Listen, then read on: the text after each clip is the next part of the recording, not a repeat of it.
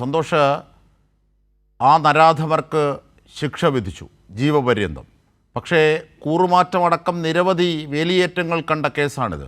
പക്ഷേ എല്ലാവർക്കും വേണ്ടി മനുഷ്യസ്നേഹത്തിൽ അധിഷ്ഠിതമായി പ്രവർത്തിച്ചിരുന്ന ലതേഷ് എന്ന ആ മഹാനായ പൊതുപ്രവർത്തകൻ, അയാളെ കൊലപ്പെടുത്തിയ കേസിൽ 7 പേർ ശിക്ഷിക്കപ്പെടുന്നു. അവർ 7 പേരും BJPയുടെ നേതാക്കൾ, പ്രാദേശിക നേതാക്കൾ. ഒരാളാകട്ടെ മുൻ കൗൺസിലർ BJPയുടെ. അജിംഷാദ്, ഈ കേസിൽ 7 പ്രതികളെയാണ് ഇപ്പോൾ തലശ്ശേരി അഡീഷണൽ ജില്ലാ സെഷൻസ് കോടതി കുറ്റക്കാരെന്ന് കണ്ടെത്തി ശിക്ഷ വിധിച്ചിരിക്കുന്നത്. 7 പ്രതികൾക്കും ചുമത്തപ്പെട്ട എല്ലാ കുറ്റങ്ങളും തെളിയിക്കപ്പെടുകയും ഈ കുറ്റങ്ങളിലുള്ള ശിക്ഷ കോടതി വിധിക്കുകയും ചെയ്തു. കൊലപാതക കുറ്റത്തിന് ജീവപര്യന്തം തടവ് ശിക്ഷയാണ് 7 പ്രതികൾക്കും ലഭിച്ചത്. അതോടൊപ്പം തന്നെ വിവിധ വകുപ്പുകൾ പ്രകാരം തടവ് ശിക്ഷയും 1,40,000 രൂപ പിഴയും കോടതി വിധിച്ചിട്ടുണ്ട്. 2008 ഡിസംബർ 31 വൈകുന്നേരം 5:30 ഈ സംഭവം. തലായി കടപ്പുറത്ത് വെച്ച് തന്നെ, അതായത് ഈ ലതീഷിന്റെ വീടിനടുത്ത് വെച്ച് തന്നെ ഈ BJP RSS ക്രിമിനൽ സംഘം ലതീഷിനെ വെട്ടിവീഴ്ത്തുകയും ബോംബെറിഞ്ഞ് ഭീകരാന്തരീക്ഷം സൃഷ്ടിക്കുകയും ചെയ്തു എന്നാണ് കേസ്. ഇവരുടെ ഈ ആക്രമണത്തിൽ നിന്നും ഭയന്നോടി ലതീഷ് കടലിന്റെ പാലം കടന്ന് കടലിലേക്ക് ചാടിയിരുന്നു. അവിടെ എത്തി ഈ അക്രമി സംഘം കടലിൽ വെച്ചാണ് ഈ ലതീഷിനെ മാരകമായി വെട്ടി പരിക്കേൽപ്പിച്ചത്.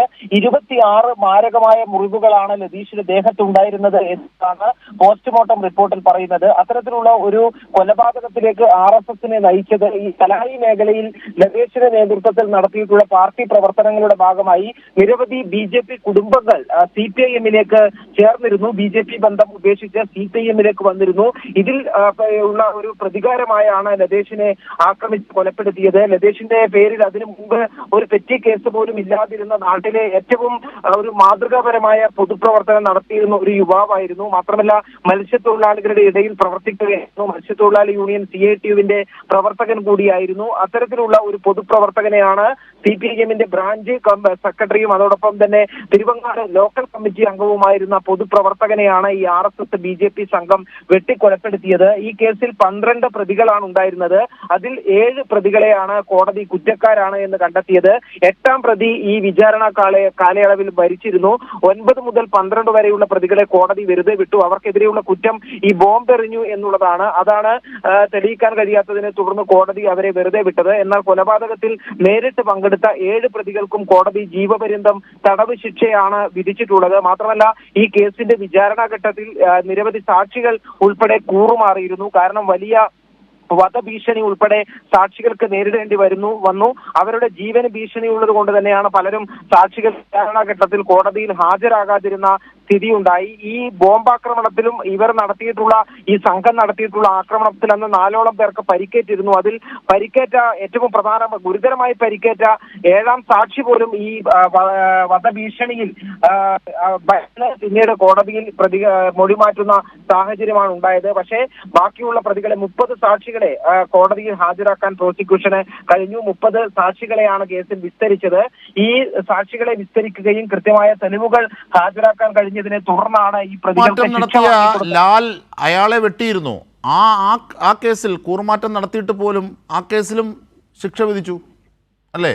അജിംഷാദ്, മോഹൻലാൽ എന്നുള്ള പേരിലുള്ള ലാൽ എന്നറിയപ്പെടുന്ന ആ പ്രദേശവാസിയെ തന്നെ ഈ സംഭവത്തിന്റെ ഭാഗമായി ലതീഷിന്റെ ഒപ്പം ഉണ്ടായിരുന്നതാണ്.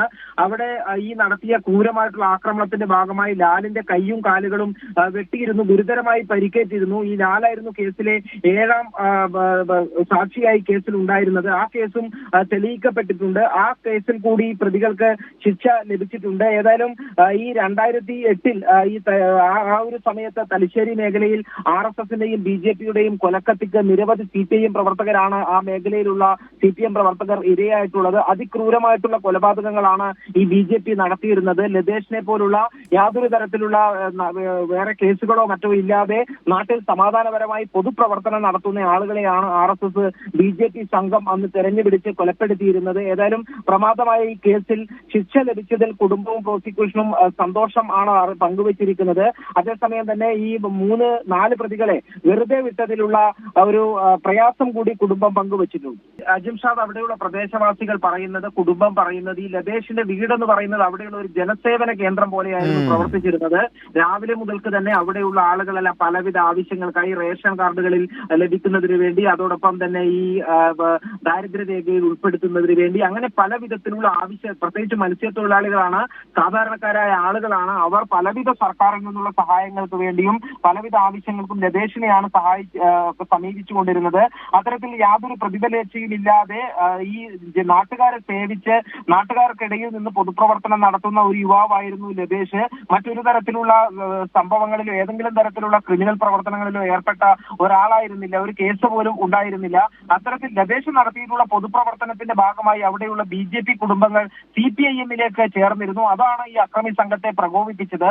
ഈ മേഖലയിലുള്ള പരിചയക്കാരായ ലതേഷിനെ അറിയുന്ന അവിടെ തന്നെയുള്ള RSS BJP സംഘമാണ് മുഖംമൂടി ധരിച്ച് ഈ ലതേഷിനെ ആക്രമിച്ച് വെട്ടിക്കൊലപ്പെടുത്തിയത്. അതിനുശേഷം ഈ കൊലപാതകത്തിന് ശേഷം മുഖംമൂടി അഴിച്ചു മാറ്റിയാണ് ഇവർ നടന്നുപോയത്. അതുവഴി ആ സമയത്താണ് ഈ സഹോദരി ഇങ്ങനെ ഒരു സംഭവം പറഞ്ഞ് അവിടെ ഓടിപ്പോകുന്നത്. ആ കൂട്ടത്തിലുണ്ടായിരുന്ന പ്രതികൾ സഹോദരിയോട് പറഞ്ഞത് ലതേഷിനെ അവിടെ വെട്ടിയിട്ടിട്ടുണ്ട്, പോയി നോക്കിക്കോ എന്ന് പറഞ്ഞ് ആക്രോശിച്ചുകൊണ്ട് അവിടെ നിന്നും കടന്നുപോയി എന്നാണ് സഹോദരി പറഞ്ഞിട്ടുള്ളത്. അത്തരത്തിൽ എല്ലാ ദിവസവും കാണുന്ന സ്വന്തം നാട്ടിലുള്ള ഒരു പൊതുപ്രവർത്തകനെ രാഷ്ട്രീയ ഈ വൈരാഗ്യത്തിന്റെ പേരിൽ അതിക്രൂരമായി കൊലപ്പെടുത്തുകയായിരുന്നു RSSും BJPയും ചെയ്തത്. കണ്ണൂരിൽ ഈ RSS BJP സംഘപരിവാർ ശക്തികൾ നടത്തിക്കൊണ്ടിരിക്കുന്ന അക്രമകരമായിട്ടുള്ള രാഷ്ട്രീയത്തിന്റെ ഏറ്റവും വലിയ ഉദാഹരണമായിരുന്നു ലതേഷിന്റെ കൊലപാതകം. അജിംഷാ, തീർച്ചയായും ഈ കൂറുമാറ്റത്തെ സംബന്ധിച്ചും പല വിധത്തിലുമുള്ള ശ്രമങ്ങൾ RSSന്റെ ഭാഗത്തുണ്ടായി. എന്നിട്ടും ഈ 1 മുതൽ 7 വരെയുള്ള പ്രതികൾക്ക് കൃത്യമായി അവരെ ശിക്ഷിക്കാനും അല്ലെങ്കിൽ അവർക്ക് ജീവപര്യന്തം വാങ്ങിക്കൊടുക്കാനും പ്രോസിക്യൂഷനായി, അത് പോലീസിൻ്റെയും പ്രോസിക്യൂഷൻ്റെയും പഴുതടച്ചുള്ള നീക്കം തന്നെയാണ് അവിടെ വിജയിച്ചതും രക്തസാക്ഷി ലതേഷിന് നീതി ലഭിക്കുന്നതും. തീർച്ചയായും അത് തന്നെയാണ്. അതായത് സാക്ഷികൾ എന്ന് പറയുന്നത് ഈ അക്രമം കണ്ടിട്ടുള്ള പ്രദേശവാസികളായ ആളുകൾ സാക്ഷികളാണ്. അതിൽ പരിക്കേറ്റ ആളുകൾ സാക്ഷികളാണ്. പക്ഷേ ഇവരെയെല്ലാം വലിയ രീതിയിലാണ് ഭീഷണിപ്പെടുത്തിയത്. ഈ അക്രമി സംഘം കൊലപ്പെടുത്തും എന്നത് ഉൾപ്പെടെയുള്ള ഈ ഭീഷണിപ്പെടുത്തലാണ് ഉണ്ടായത്.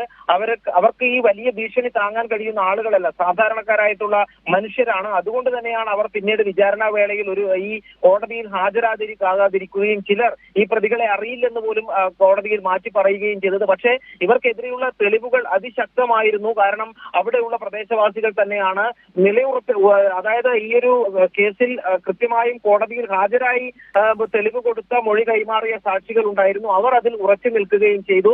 കൃത്യമായ തെളിവുകൾ ഹാജരാക്കാൻ പ്രോസിക്യൂഷന് സാധിച്ചു. അങ്ങനെയാണ് ചുമത്തപ്പെട്ട എല്ലാ കുറ്റങ്ങൾക്കും തെളിയിക്കപ്പെടുകയും പ്രതികൾക്ക് ശിക്ഷ ലഭിക്കുകയും ചെയ്തിരിക്കുന്നത്. അജിംഷാ, ശരി, സന്തോഷ് M ആണ് വിവരങ്ങൾ, വിശദാംശങ്ങൾ നൽകിയത്. മറ്റൊരു വാർത്തയിലേക്കാണ് ഈവനിംഗ് ഡിബേറ്റ് പോകുന്നത്. Life mission